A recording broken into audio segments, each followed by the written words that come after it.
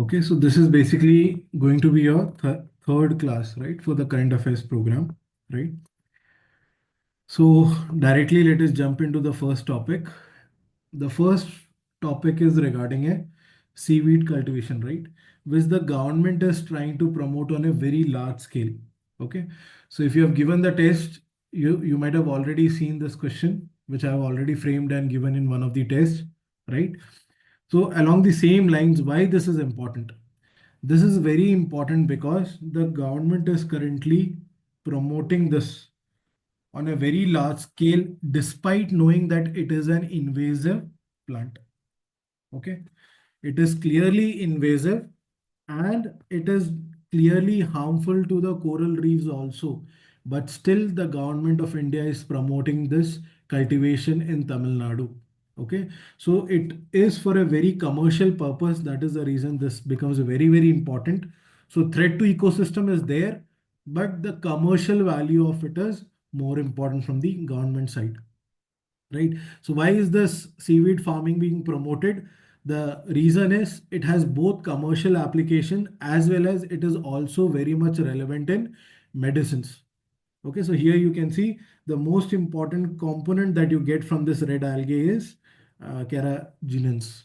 Okay, and the commercial application here is the frozen desserts, chocolate milk, cottage cheese, yogurt, jellies, pet food, as well as in medicines also, as well as cosmetics. You are using the same, even in mining. Okay, so this is very important. This is directly mentioned in your down to earth. Okay, so that is the reason this topic is very important. Please go through it. Fine. Chalo, if this is clear to you, I have given it in the test, but still I wanted to put it in the current affairs also so that you will revise it when you revise the current affairs classes, right? So the next topic here is, yes, so here this is a UPSC previous year question. You might have seen this question. One is regarding petroleum and natural gas regulatory board, right? Now on the same lines, there is another important organization that you should definitely know, that is Indian Strategic Petroleum Reserves Limited. Okay. Now, why are we focusing on this specific entity? Because India is currently planning to build its first commercial crude oil strategic storage. Okay, so till date, we had petroleum reserves, strategic petroleum reserves, but that was simply from a point of national security point of view. Okay, and we made it, or we made it in three locations, that is Vishakhapatnam, Mangalore, and Padu in Karnataka. Okay, but for the first time now the government has given Indians this ISPRL, they have given the right to commercialize their storage produce also. Okay, so that is the reason this becomes very important. Okay, so the government has basically approved renting of some space. Okay, so these petroleum reserves will have some storage spaces. So at least 30% of their reserves they can commercially utilize it with private players. Okay, so in that light, this is very important. Okay, so in the first phase, what Indian Strategic Petroleum Reserves did is basically it built strategic petroleum reserves in underground rock caverns. Okay, so Vishakhapatnam is there, Mangalore is there, and Padur is there. So this was done in phase one and it was built at government expense. But now we proceed to phase two, where the commercial aspect of it is also there now. Okay, so it will be constructed in a PPP model now. Okay, so this is being developed in, again, Karnataka. Location is Karnataka itself. So here, what is important for you to note here is what the union government has recently approved, union cabinet, right? So they have approved the commercialization of ISPRL. Okay, that is they can lease out or rent 30% of their oil storage capacity to Indian as well as foreign companies. The only condition is in time of war or in time of any exigency, then the government of India will have the right of the entire crude oil that is there in the underground cavern. Okay. In normal times, 30% of this entity can, or this storage capacity can be leased out for commercial ventures. Okay, so that is why now we are focusing on the PPP model of building the same. Okay, now there is a second reason why we are focusing on commercial crude oil strategic storage, because India now wants to be a member of IEA also. Okay, it is in talks. Last year, they basically submitted for getting full member status of IEA, and this year the government is already in talks with them to attain the full member status. Okay, so when we talk about IEA, there is a minimum requirement. So the minimum requirement is all the members of IEA, they should have a minimum holding capacity of 90 days of oil consumption. Okay, so currently India has only around about 66. So India is trying to use private players also to build this strategic storage reserves so that it can boost its member status in IEA. Right. So three important aspects that you should keep in mind. One is uh, the organization which is responsible for building this strategic storage. Okay, Indian Strategic Petroleum Reserve Limited. Second is where are the locations which are there. Okay, so three locations in India. The third point is now the commercial application is also being allowed. And the fourth one is yes, the government, but at the time of war, the government will have the entire right of all the oil that is there in the caverns. Okay. Now, based on this, there is again, see, the entity is important, Indian Strategic Petroleum Reserve Limited. Okay. So it is the one which is responsible for construction of strategic crude oil storage. Okay. And it is the wholly owned subsidiary of Oil Industry Development Board under Ministry of Petroleum and Natural Gas. Okay. Now here a statement is given. You tell me this statement would be right or wrong, right? That is, crude oil is not allowed to be exported except through state-owned Indian Oil Corporation. What would you say? The statement would be true or false? That is crude oil, which will use it in petrol, right? For formation of petrol.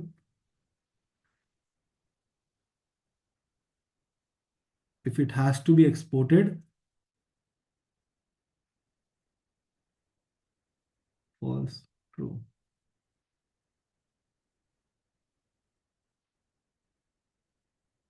Okay. So this is actually a true statement. Okay. So crude oil currently at present, crude oils that are there, if they have to be exported, they have to be done through this IOC itself. Okay. So the other private players also, they do it through only IOC. Okay. So at present, that is the status. But after strategic petroleum reserves, that might change. But till now, this is the state. Okay. Now imports you can do. Okay, here there is no issue with imports. Okay, here we are only talking about exports, so as to ensure price fluctuation. Okay, so that is the reason. Yeah, Indian yearbook. Okay, no, this is mentioned directly in the newspaper. Newspaper, that is Indian Express, I think. It's directly mentioned. Okay. So, which is the entity which was responsible for setting up this strategic petroleum reserve? It is actually Engineers India Limited. Okay, so please go through this aspect also. Okay, so 2, 3 locations that you should keep in mind. Fine. What is the significance of strategic? Strategic is basically for national security, right? Anything which you want to use. Currently, we do not produce energy, right? We do not have the necessary resources. So strategic means from a national security point of view, you should have enough resources to find, let's say, a prolonged war. Okay, exactly, supply chain disruptions. Fine. All right, so now we come to the most important topic that we have, that is International Energy Agency. Okay, now this one is very important. Two reasons. One, India is trying to be a member for the same. The second one is uh, it is now 50 years since IEA has been established. Okay, so 50 years of an organization, again, very important. Okay, so based on it, I've created a question. Try solving this, tell me which statements do you think might be correct?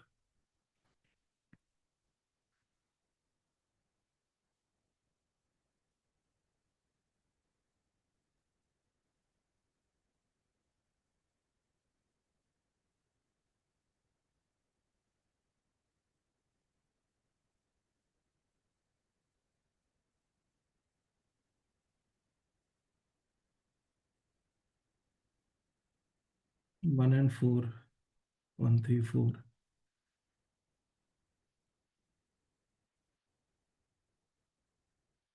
Three and four. One, three, four. Three and four. Okay.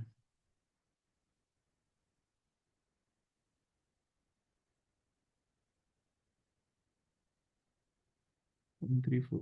Great.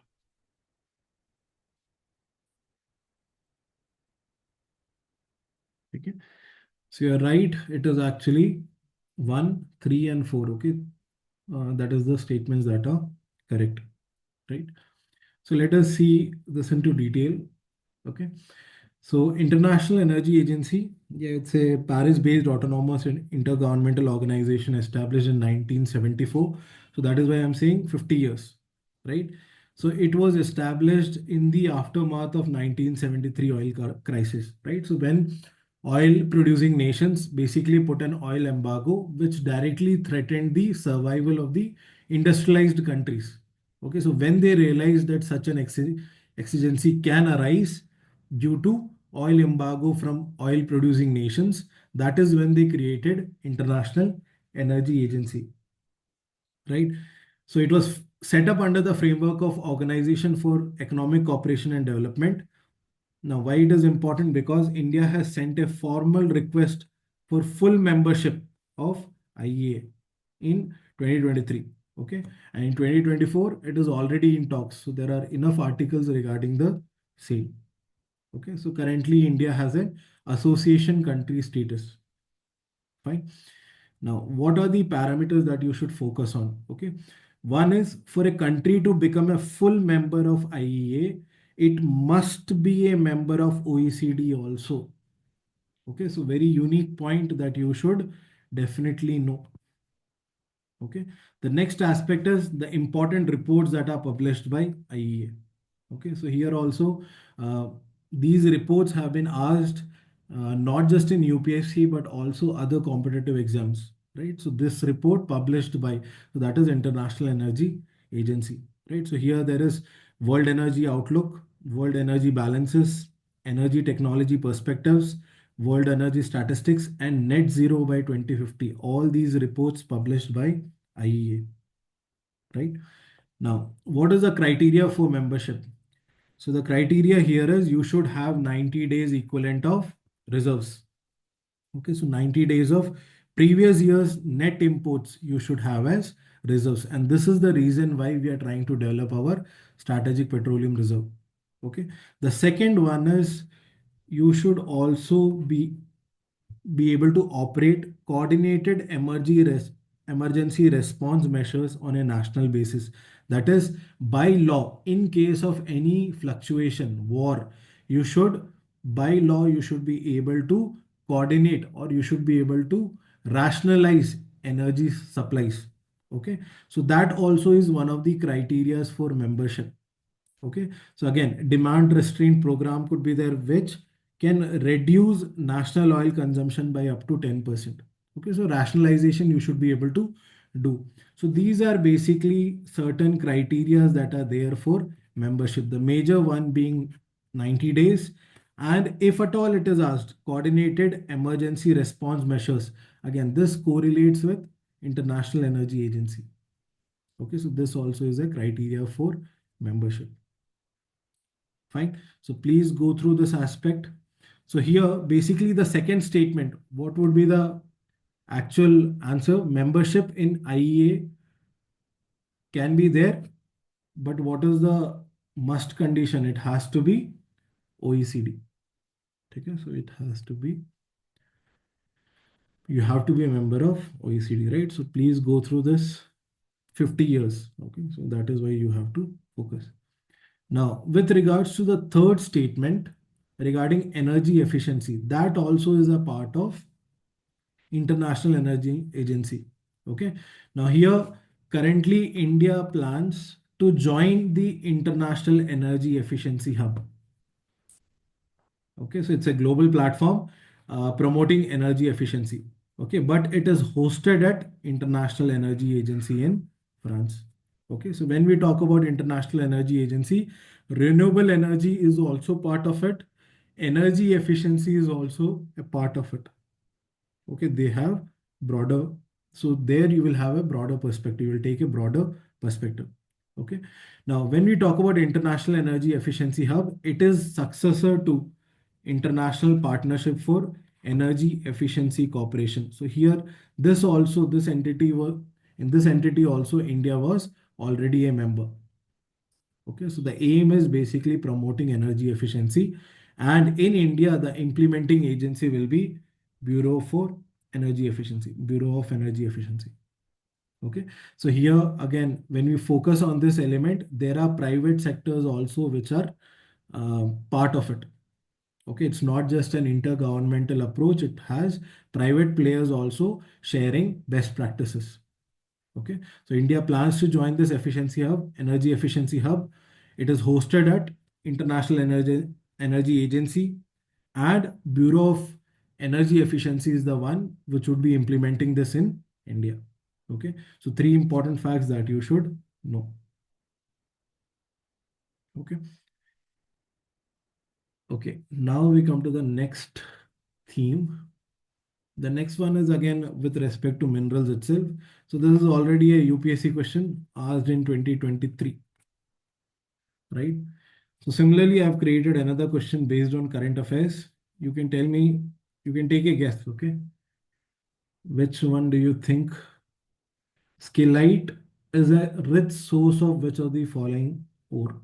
Dinesh B, okay? What about others? Take a guess, you can take a guess. Okay, it's already there. D, titanium. D.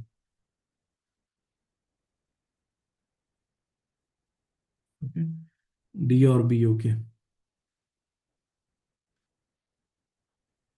Okay. All right. So let's see here. No issues. These kind of questions you should either directly know or it is no, that is it. So either you will go with B or D. ठीक है, कोई problem नहीं है. So let us see why we are focusing on this, because of the issue regarding a major issue regarding mining rights that are there with respect to the tussle between center and the state of Tamil Nadu. Okay. So here, what is the premise? The premise is basically Tamil Nadu government or the center has basically leased out tungsten mining rights to certain private parties. Okay. And the Tamil Nadu government is saying you have not done so without the permission of state government. Okay. So what the center is saying is, because the necessary amendment has been made to MMDR, we can auction certain critical minerals that are there in the first schedule, which are mentioned in the first schedule of MMDR Act. We can auction them directly without the permission of the state governments. Okay, so this is basically the tussle that is going on. Okay, so the tussle is regarding the allocation of this area. Okay, this tungsten block in Madurai. Okay, so the center is saying the auction is due to the Mines and Minerals Development and Regulation Act. Okay, so which basically allowed union government authority to grant mineral concessions for key minerals listed in Part D of the first schedule. So Part D is nothing but critical minerals. Okay, they are basically critical minerals. Whereas Tamil Nadu government, what it says is you cannot grant mining license without the permission of the state government. Okay, so this is the tussle, right? So now what you should focus on is basically the important blocks that are there, which are there in news, the important ore that is there in news, and the important agency which is in news. Okay, so here this is the block which is rich in skillite, a primary or ore of tungsten. Okay. The agency which is responsible, the government which is entity which is responsible is Mineral Exploration and Consultancy Limited. Okay, so this is the entity which basically identified okay, in this area there would be enough tungsten to extract viably. Okay, now why the environmentalists are against such a move? Because this mining site also includes a biodiversity heritage site. Okay, so that is the reason they are in up in arms, right? So when we talk about this again, government entity, you should know it's a public sector entity, falls under which ministry? Okay, so just know that aspect, Ministry of Mines, and the purpose is exploration and exploitation of minerals. Okay, so here it is in news. Now this is sub judice. Based on it, it will the Supreme Court will maybe take a call. Okay, but currently what we are focused on is limited to the mineral aspect of it. Okay, so this is related to tungsten. Okay, so please go through this aspect. Okay, now we come to another aspect regarding minerals itself. That is, government has launched a specific program, that is S&T Prism. Okay.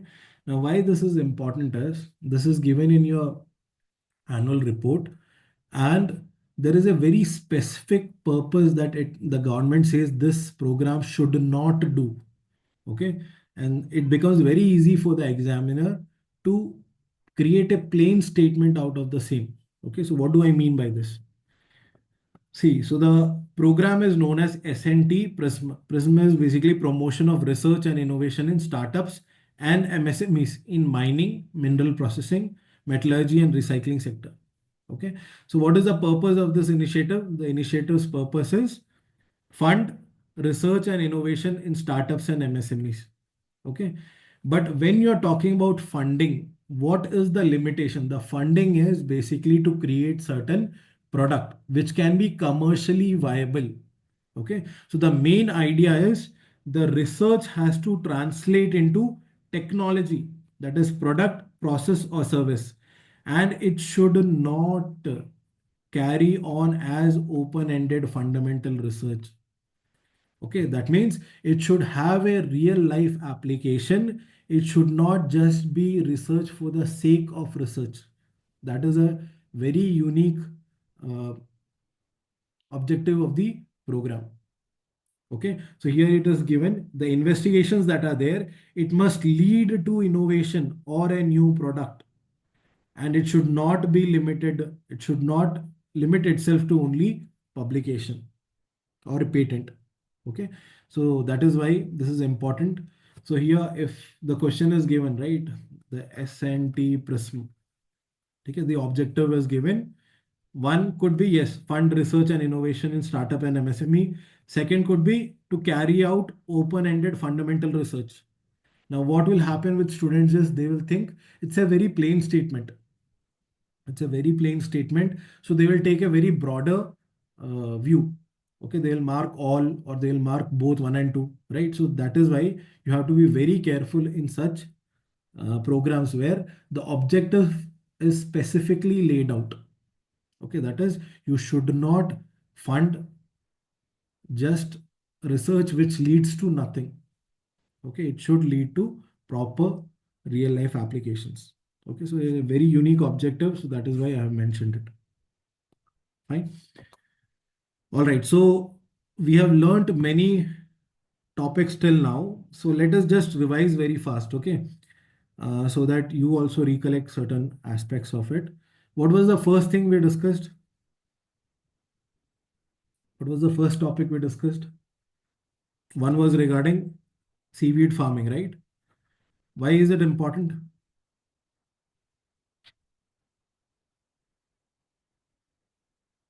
Okay. So there is a commercial aspect to it. There is a medicinal aspect to it. There is a mining aspect to it. Okay. In all three, commercial application is there. So government is promoting even when realizing it is a direct threat to ecosystem. Fine. The second aspect, second topic was commercial. use of strategic reserves, right? So you have IS, ERL. Yeah, so currently three sites are there. Very good. What else? Can you recollect? Where are those three sites? Yes, Padur is there, Mangalore is there, Vishakhapatnam. Okay, 30%. Very good. So now the government has allowed commercialization of the same up to 30%. Okay. Yes, the aim is 90 days cover. Great. Finally, it has 90 days cover. What else? You have to have 90 days balance to be a member of IEA. Great. At at the case of any war, the government will have the right to take over the underground oil reserves. Okay. Yes. Export only through Indian Oil Corporation. Yes. Fine. And it comes under which ministry?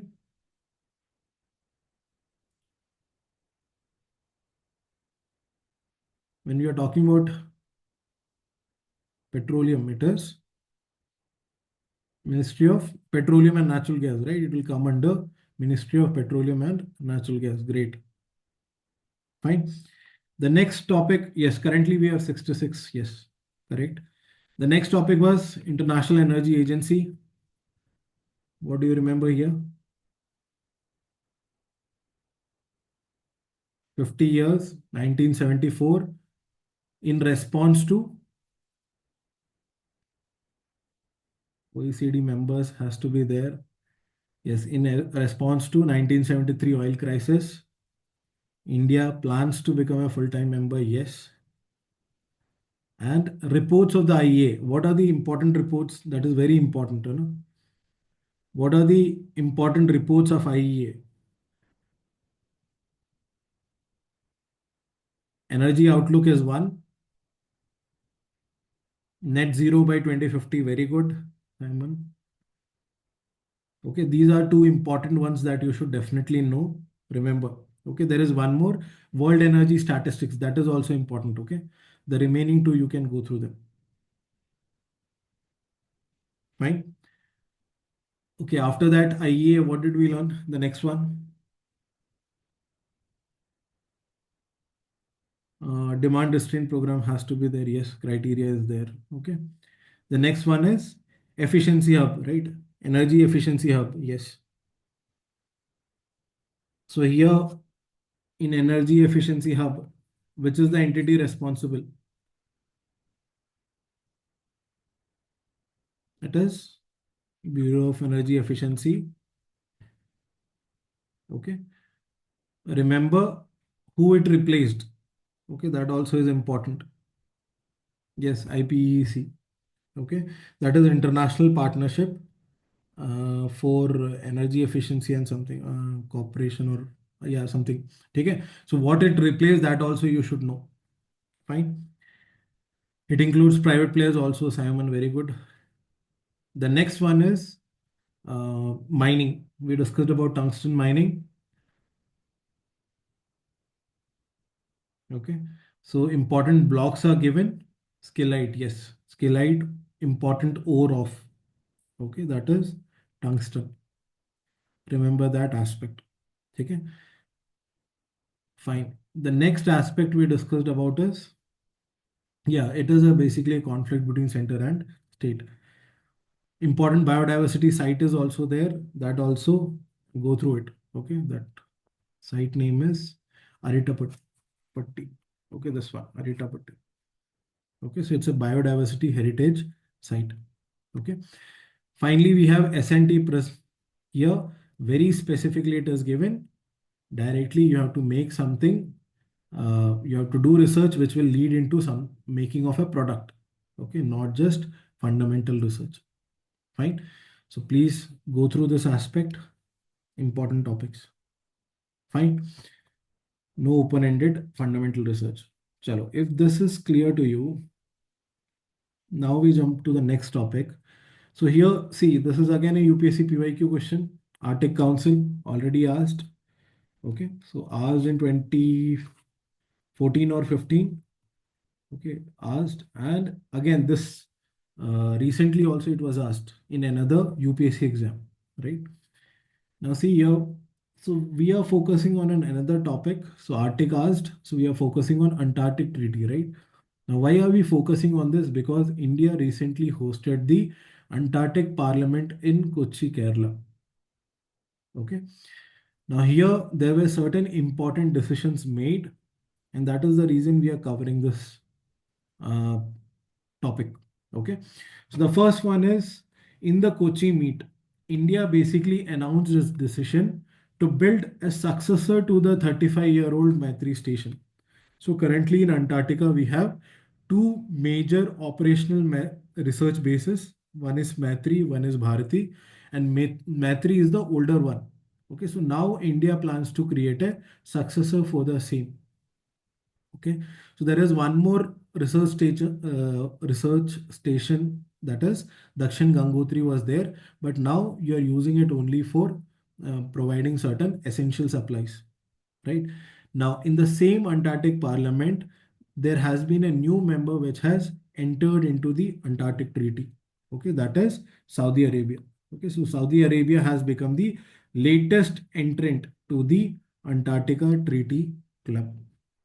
Okay, so two major announcements. One is India has decided to create a new successor station. The second one is new member has been included here, Saudi Arabia, right?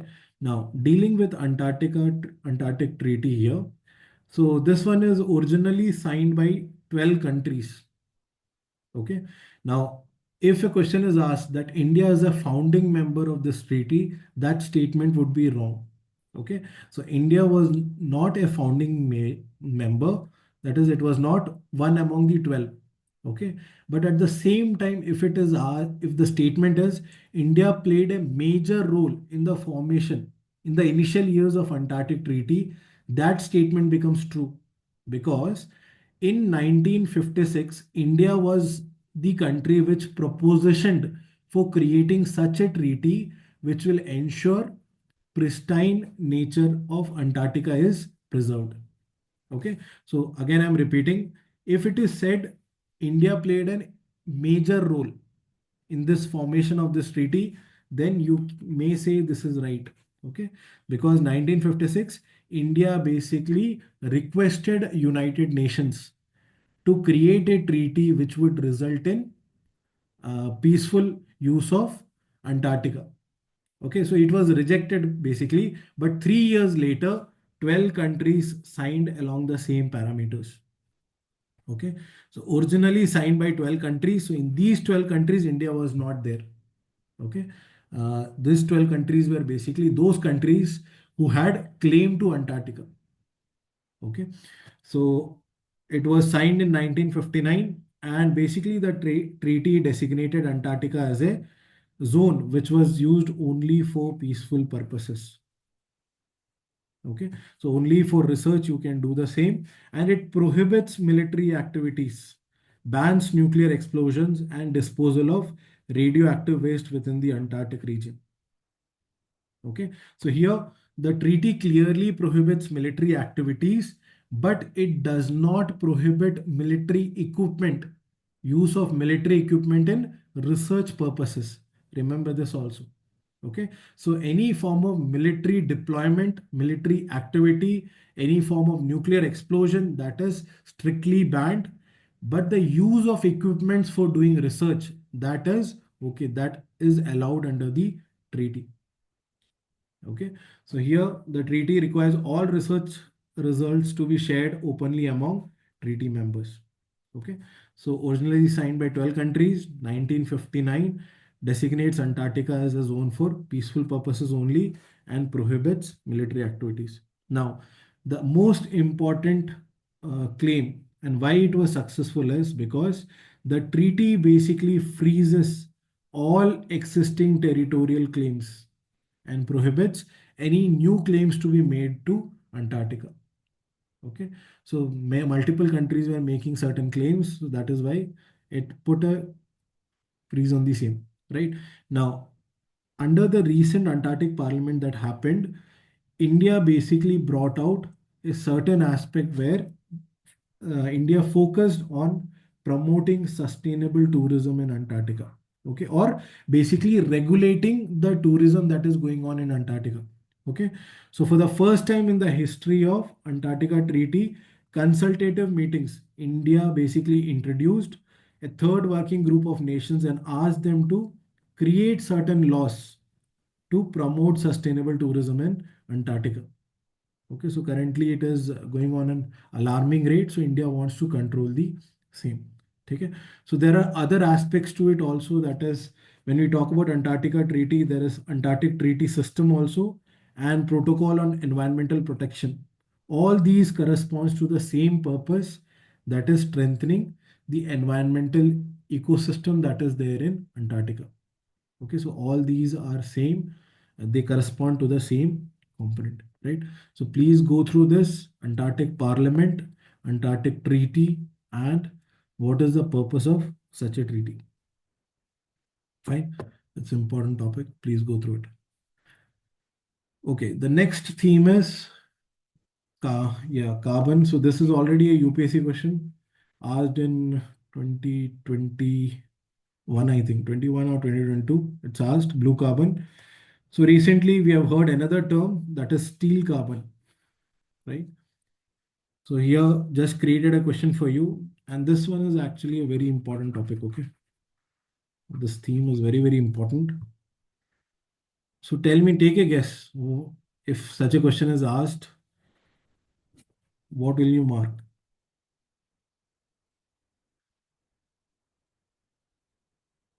B. Okay, B. A. B.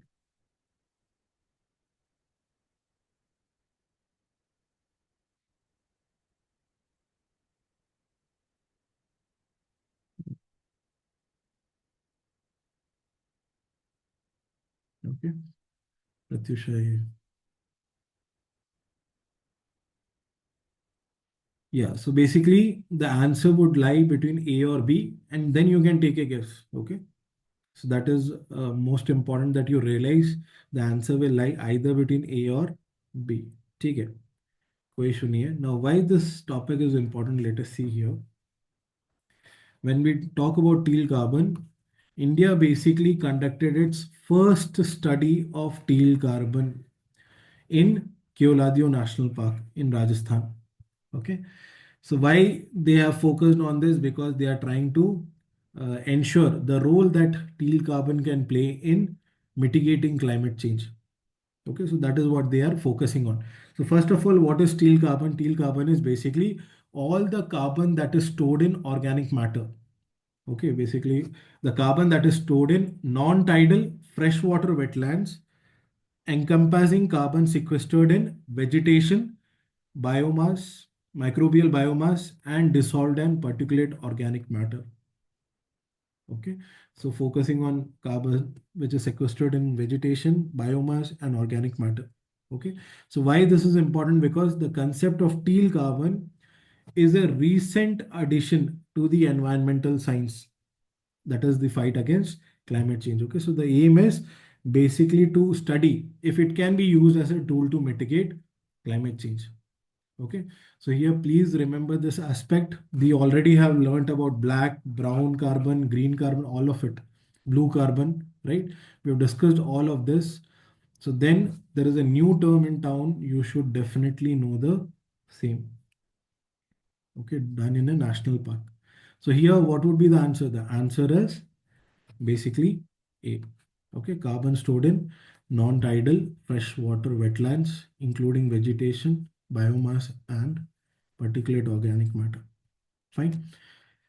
The next one is regarding a circular economy and resource efficiency. So this is Global Alliance for Circular Economy and Resource Efficiency, and it is the government of India is planning to join the same.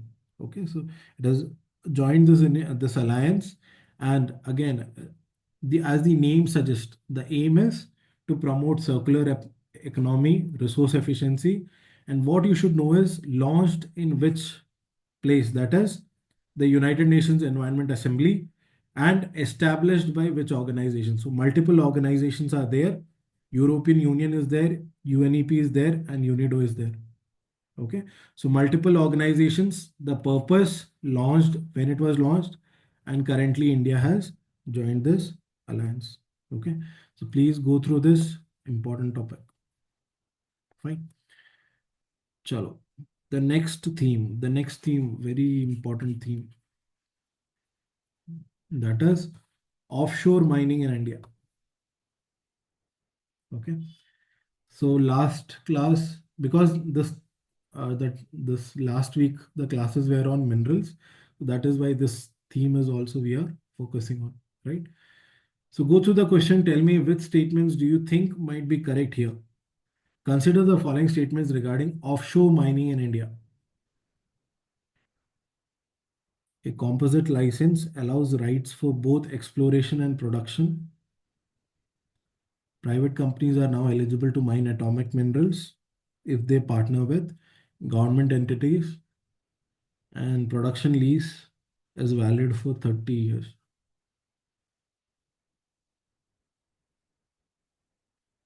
A very important topic, offshore mining. You should definitely know. One, two, one only, all,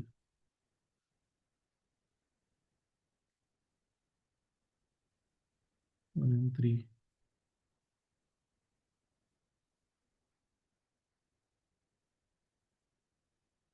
all. Okay, we are getting different answers. Two, three, one. Okay.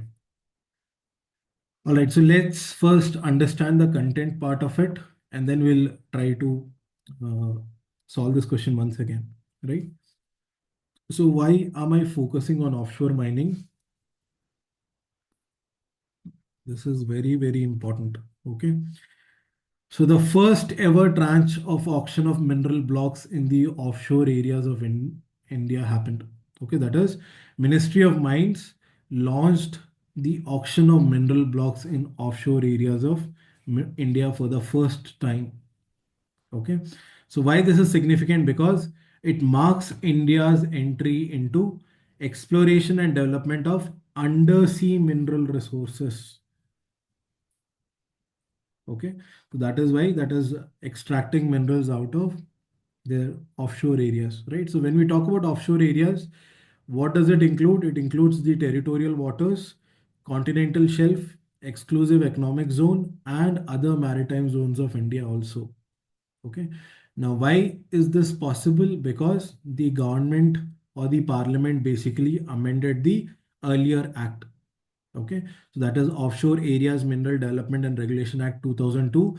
The government amended the same, and now they have made it mandatory ki yes, you have to auction it to the private players, uh, the mineral blocks that are there in mineral area, in offshore areas. Okay, yes, so there also auction will be there. Uh, auction is the mode in which they will do the same. Okay, it's an elementary stage right now. They have tried to do the same. Okay, so we'll discuss all of this. जैसे जैसे आगे जाएंगे we'll discuss. ठीक है.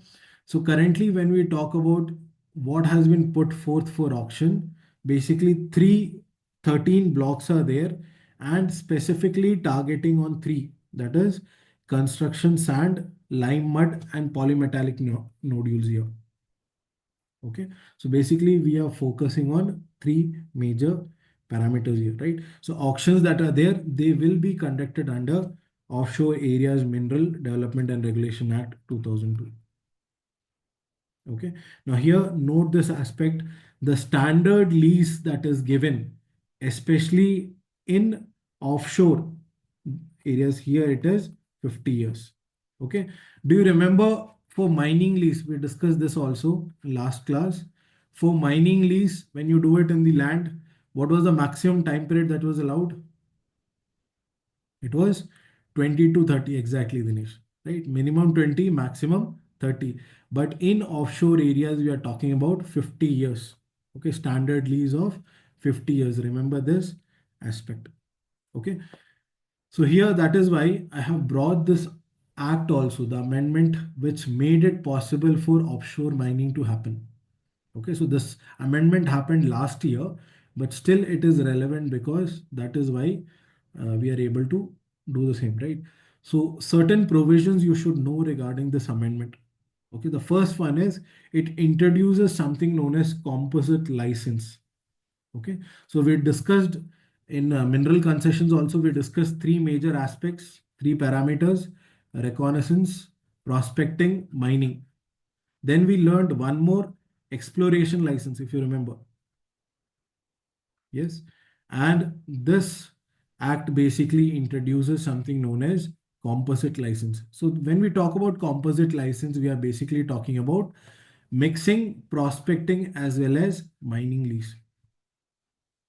Okay. So when we talk about composite license, we are basically granting rights for exploration as well as production, directly production. Okay. So under the composite license, the licensee is required to complete exploration within 3 years. And certain numerical aspect is there. Please go through it. When you talk about exploration, maximum area that is allowed is here 30-minute latitude and 30-minute longitude. Okay, because we are talking about doing it in the sea. So we are talking about latitude and longitude. Okay, when we talk about production, it is 15 by 15. Okay, now with respect to validity, we have discussed it is already 50 years. And now here comes the major aspect, how it was different from the previous act. So in previous act, the government had certain discretions and it could give certain concessions for public and private players for offshore mining. Okay, but now under the recent amendment, it has been made mandatory for all concessions to happen. It has been made mandatory that auction is the only way out. Okay, so here the act mandates competitive bidding for a production lease and a composite license for private entities. Okay, so auction has been made mandatory for certain concessions. Fine. Now, with respect to mining of atomic minerals, so here the amendment clearly states in case of atomic minerals, the exploration as well as the composite license is granted only to government or government companies. Okay, so for atomic minerals, it is still the same. Okay, it is only government entities which will be held responsible. Okay, but if you are mining in a certain reserved area, then it could be private players, okay, or joint ventures could be entertained. Okay, so if you're mining atomic minerals, it is only government players which are allowed. If mining is happening in reserved areas, then in that case, yes, government or government company could be there, or joint venture of government company can also be, is also eligible. Here also, what is the stake? Government must own 74% of the share, paid up share capital. Okay, so that is the criteria that you should clearly know. Okay, so when we talk about atomic minerals, what do we mean? Rare earth minerals. Now see here, pitch blende. Okay, now pitch blende, again, this is an ore of uranium. Remember this aspect also, just as we did for the tungsten one. Here also pitch blende, ore of uranium. Okay, and here it is allanite, monazite, and thorium minerals. Okay, so these are important amendments given here. Fine. Now, with respect to Offshore Minerals Amendment Act, another important aspect is the mineral trust. Offshore areas mineral trust. Here also remember, just like district mineral foundation question that was asked in your prelims, here also the same thing can happen. That is, clearly the purpose is given of the mineral trust. So you should know this is the only three purposes that it can have. The examiner can give you a fourth plain statement and expect ki, okay, students will go for all. Okay, so remember that aspect. So when we talk about offshore areas mineral trust, what is the purpose? The purpose is exploration. The second purpose is research and studies to mitigate effects of offshore mining. And the third aspect is in case of any disaster, relief has to be provided by money from this trust. Okay, so remember these are the three parameters that you have to note. I hope this is very clear. It's a very important topic. Let us just revise very fast. What are the things that you remember? Offshore Areas Minerals Amendment Act. The first important aspect. What is the important aspect? It has 50 years. Great. Okay, leases 50 years. No, not commercial license. It is composite license. Exactly. Okay. It is composite license. A new term. Yes.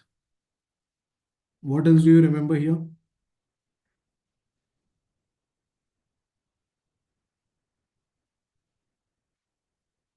30, 30, 15, 15. ठीक है. For exploration production. Important aspect is auction. Okay. Auction has been made mandatory. Okay. Now, with respect to mining, what do you remember? Mining of atomic minerals. Atomic minerals, that means only government.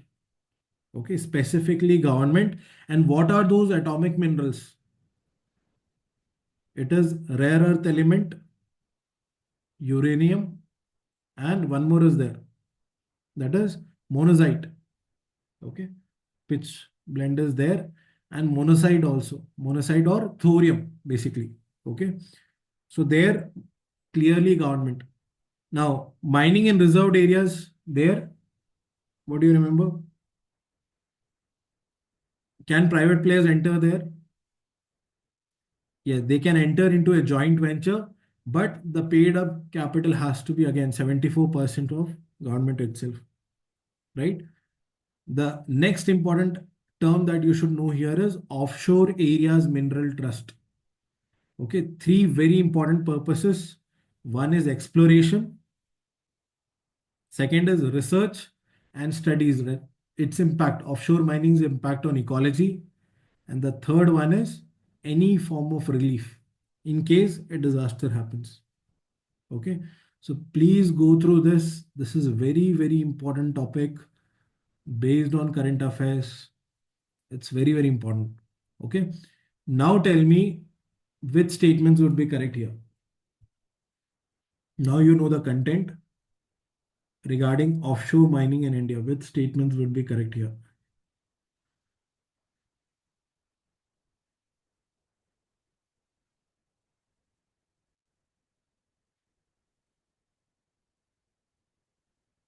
Okay. So here the first statement is correct. Private companies are now eligible to mine atomic minerals. That is clearly wrong. Okay. And the third one is for 50 years. It is not 30 years. Okay. So please go through this. Fine. Chalo. If this is clear, we come to the next mineral in international news, that is a country which has basically banned Australia, which has banned one of the world's largest uranium deposits.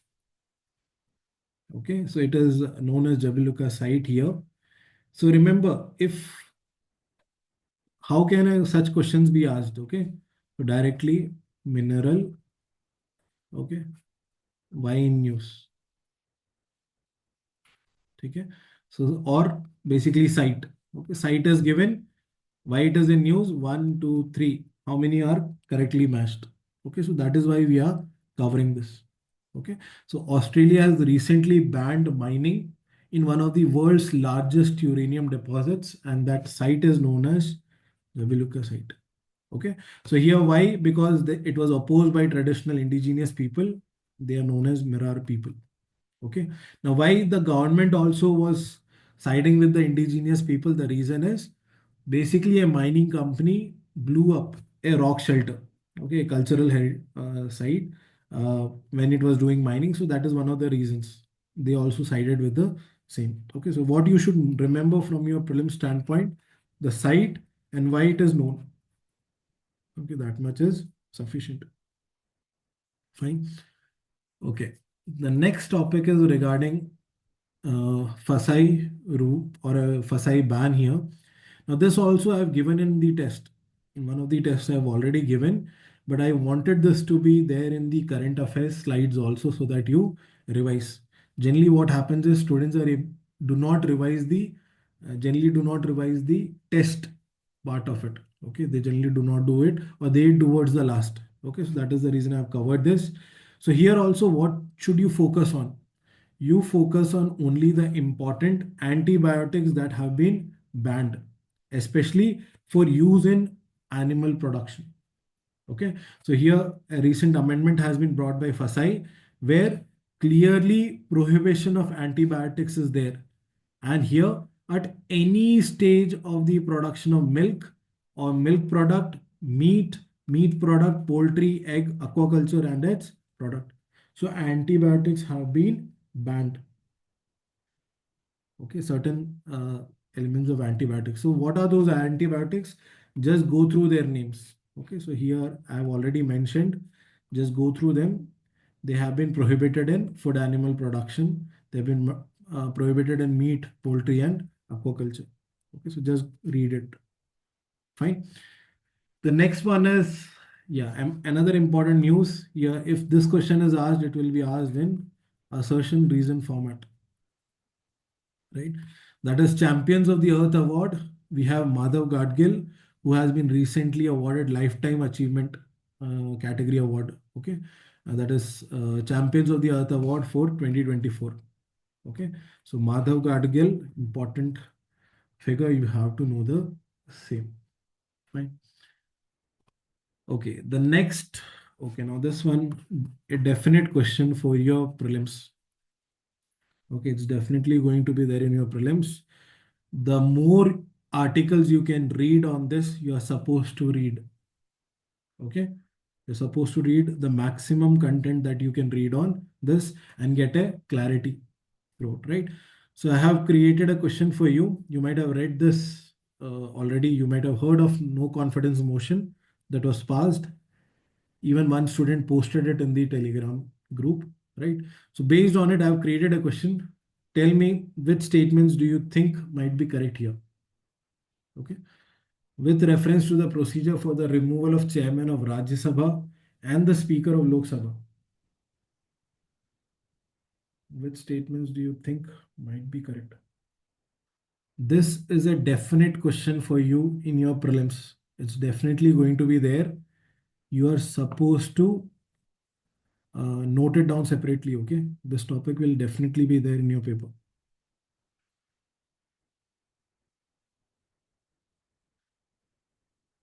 Three. Okay.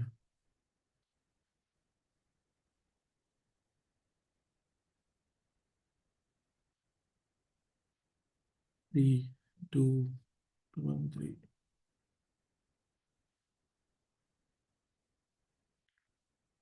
One and three.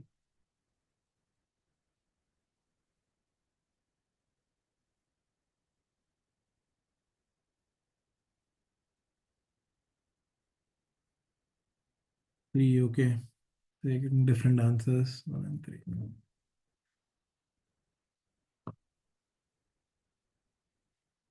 Okay. Yes, some of you are right. The answer is one and three here. Okay. So just go through this content in detail, read more articles on the same. Fine. So here we are talking about a no confidence motion here. So opposition basically gave notice for the motion of a no confidence motion against Rajya Sabha chairperson. So it is the first such action in India's parliamentary history, right? So for Rajya Sabha, this happened for the first time, but for Lok Sabha, this has happened already thrice. Okay, it has witnessed three such times where no confidence motion has been, right? Now, with respect to vice president, the specific article you should clearly know. So I've just mentioned the bare article here. Okay, so the bare article which talks about removal of vice president, it is Article 67, and here specifically it is B. Okay, so the vice president may be removed from his office by a resolution of Council of States passed by majority of all the then members of the council. Okay, so basically we are talking about all the members of the Rajya Sabha where the seats are not vacant. Okay, so the majority of them we are talking about. Okay, and finally, after this resolution has been passed, it has to be agreed by the House of the People, that is Lok Sabha. Okay, and here it should be passed in which majority, absolute majority, simple majority. What do you think? Or 50% voting?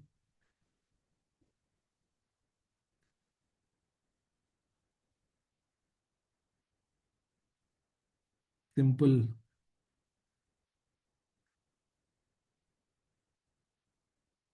ठीक है. Mhm. So this one I leave it to you. ठीक है. I'll post the article directly. You read it. You tell me. There is a clear-cut statement given by Ambedkar where he has clearly mentioned what would be the process in Lok Sabha. Okay, I want you to read the entire article and tell me and post, mention it in the group. Okay, so that clarity has to be clearly there. Is it absolute? Is it 50% present and voting? Or is it simple? Okay, so B.R. Ambedkar himself has mentioned the process. I'll post that article, read it, and some of you just post it. Okay, I want every one of you to read because this is happening for the first time. That clarity has to be there. Okay, similarly, here also it is for not absolute, it is basically the members who are there and the posts that are vacant. Okay, so that clarity also you should have, right? Now, when you talk about the history, exactly, effective majority there. Okay, so here when you talk about history of no confidence motion, basically three such motions have been moved, and you should know the speak against whom it has been moved and who is the person who has moved the same, right? So here it is GV Lanka, the first one, which year, passed by whom? Okay, so again, similarly for the second motion, for the third one also, please know all of them. These are facts that you should know. Similarly, you should also know the process of removal of speaker also. It's already given in Lakshmikant, it's a static content, but I've just put it here. Okay, so please go through this, the vice president aspect of it, that is the chairman of Rajya Sabha and the speaker of the Lok Sabha. What is the procedure for their removal? Okay, so you have to know it. I'll post that article and then let me know. Fine. So this, now we jump to the next one.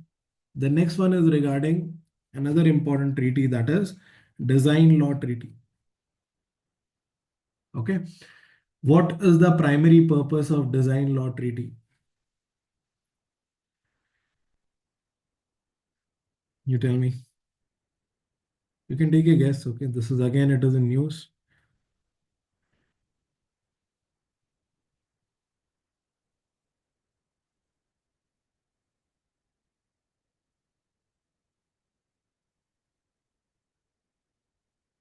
One, okay. B, okay. C, different answers. Okay. One,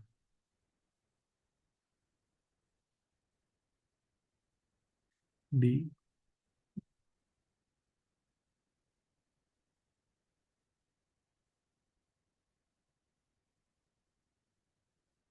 A. Okay, so we are getting different answers here, right? What is the primary purpose of Design Law Treaty? So why this is in news? It is in news because India has signed Riyadh's Design Law Treaty here. Okay, so it's in news, and the member states of the World Intellectual Property Organization, they adopted Design Law Treaty. Okay, so what is the purpose of the treaty? The purpose is to basically harmonize procedures, okay, and simplify registration process of industrial design in different countries. Okay, and the focus is on ensuring that specifically small and medium enterprises, startups, and independent designers, they can streamline their design process, and in necessary intellectual property could be safeguarded. Okay, so there are certain important features, just go through it. The purpose, the most important purpose here is mentioned, simplifying the registration process of industrial design. Okay, so here the answer is actually A. Okay, so simplifying the registration process. Fine.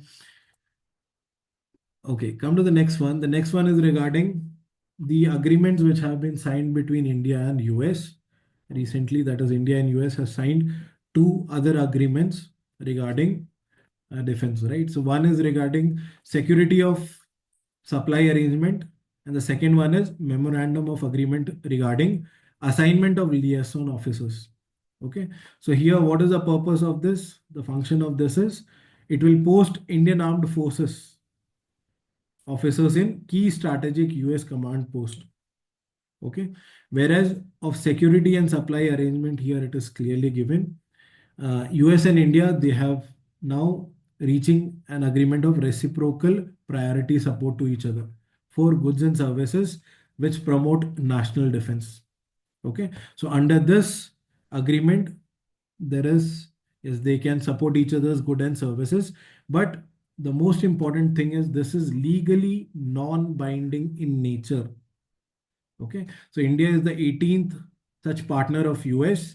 So currently the Department of Defense of US they are trying to bring in another agreement with or sign in another agreement with India, which is known as Reciprocal Defense Procurement RDP agreement, and this one will be binding in nature.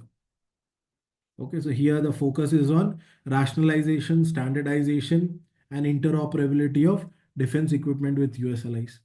Okay, so agreement is there. Why it is used? Okay, to support each other's goods and services. It is currently non-binding in nature. The second one, which is in line, which the discussions are going on, is reciprocal defense procurement. Okay, so this will be binding in nature, and the aim is interoperability of defense equipment between US and India. Fine. So please go through this aspect, important agreements between India and US. And I have also mentioned the other agreements that India and US have agreed upon. Okay. So the earlier ones I have mentioned and their purpose I have mentioned. So just go through them. Okay. They have been signed from 2016 onwards, right? So Logistics Exchange Memorandum of Agreement, LEMOA is there, COMCASA is there, BECA is there. So here different agreements between India and US. Okay. The most recent being this social. Fine. Okay. The next important one is Bharat 6G Alliance. Okay. So here again, you have Department of Telecommunications launching Bharat 6G Alliance.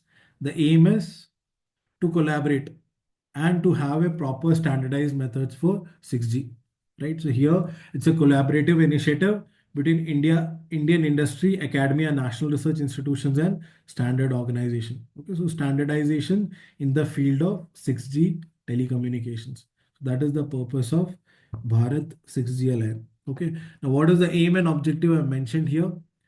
Okay, so that is first is enable India becomes a leading supplier of IP products and affordable 5G and 6G.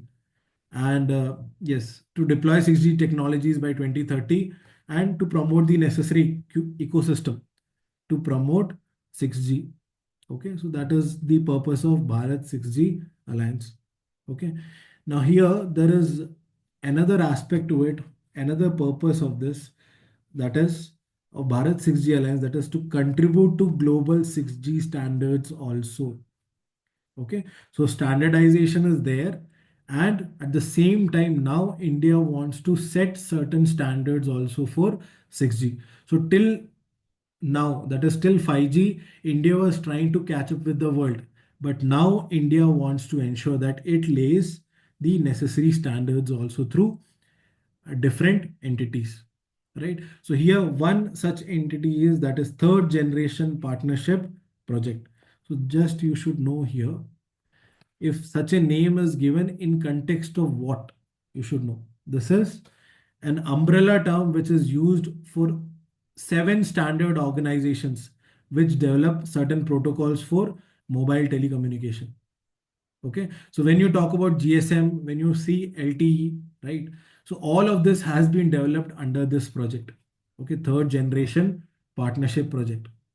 Okay. So it unites 7 telecommunication standard development organizations established in 1998, and it is the one which sets the necessary standards.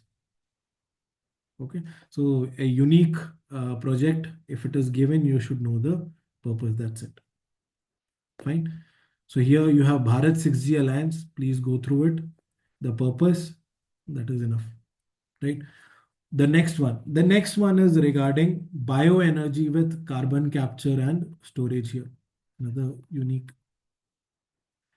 Okay, so here, why this one is unique? Because the aim is to capture, the aim is to burn biomass, and whatever carbon dioxide is released, you are supposed to capture it and finally store it underground. Okay, so bioenergy with carbon capture and storage is basically involving capturing and storing CO2 from processes where biomass is converted into fuel. Okay, so what you're doing is, I'll explain it through the diagram here.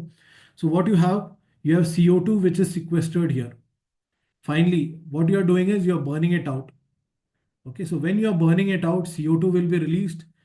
So when CO2 is released, you're basically capturing it and transporting it into deep geological formation, storing it. Okay, but at the same time, because you are burning it, there would be energy which will be produced, and you will use this energy for your industry, heating, all of it. Okay, now why this is something which is in news? Because so bioenergy with carbon capture and storage is the only carbon dioxide removal technique which can provide energy also. So here what you are doing, basically burning up biomass and providing and taking in energy from the same. Okay, so it is the only carbon dioxide removal technique that can provide energy. Okay, and the role is important because it can help in decarbonizing sectors, especially aviation, trucking, by 2050, net zero by 2050. Okay, so just important term, what is the purpose? And yes, it is an important component of carbon capture and storage. Fine. So please go through this aspect also.